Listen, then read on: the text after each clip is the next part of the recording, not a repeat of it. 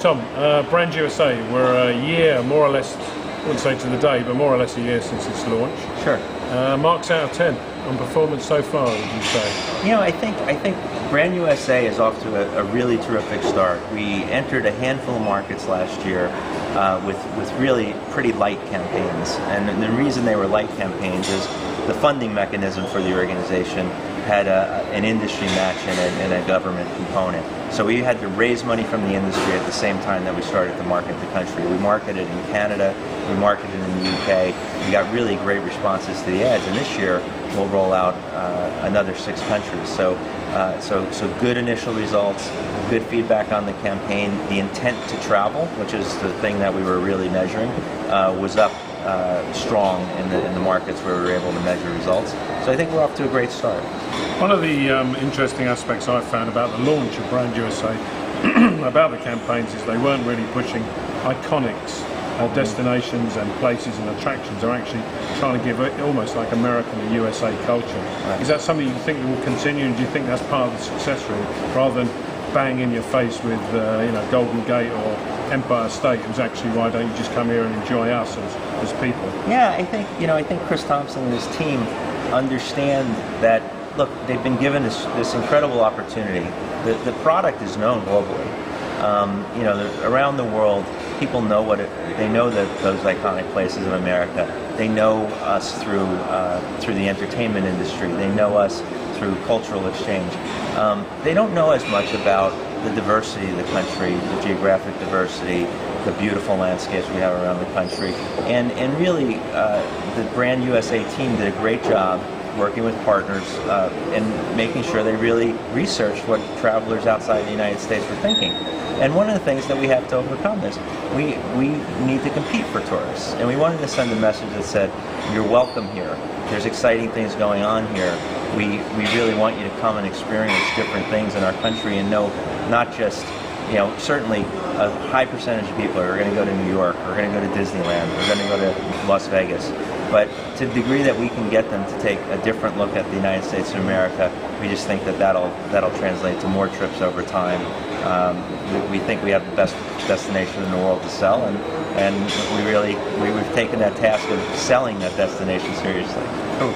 Now I know there's you have a Visit USA Association which works alongside Brand USA. Mm-hmm. One of the things that frustrates an awful lot of travellers coming to the States is immigration, queuing up for hours on end. That situation doesn't appear to be getting any better with the cutbacks. Mm-hmm. Is there any, what sort of pressure are you putting on government to try and ease those, maybe expand the global card that frequent visitors can use? Are you doing any of that from a board perspective? Yes, and I think not just at Brand USA, but we're doing it across a number of places in the travel industry. There's the Travel and Tourism Advisory Board, which is an advisory board inside the Department of Commerce, has worked hard along with USTTA to position to our politicians what's really going on and what some of the solutions could be. The Travel and Tourism Advisory Board came up with a whole series of recommendations on making the airport experience more frictionless, and many of those recommendations were adopted. So it was things like getting out to really market the Global Entry Program, as an example, to get more travelers to participate in it. And today, if you're a big corporation, as an example, you can call your local customs officials, and they will come in and actually sign up travelers on your site.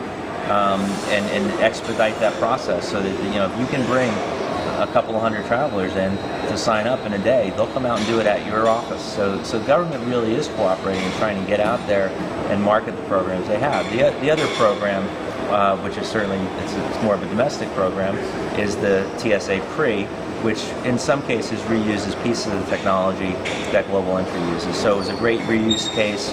And again, targeted at making the airport more frictionless. We need more customs and border agents. That's just a volume issue. Tourism is recovering.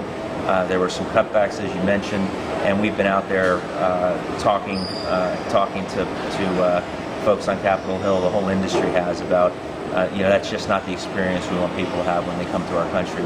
We should be We should be world-class at how we process people. We should be world-class in how we welcome people. We should be world-class on the technology that we provide our agents so that they can do their jobs and keep our borders secure, but also have people flow through more quickly. And I think politicians in the United States are open ears on that. I think there's like many political issues, it's easy to say yes. It's hard to actually implement, solve the problem. But I think there's real momentum towards doing so.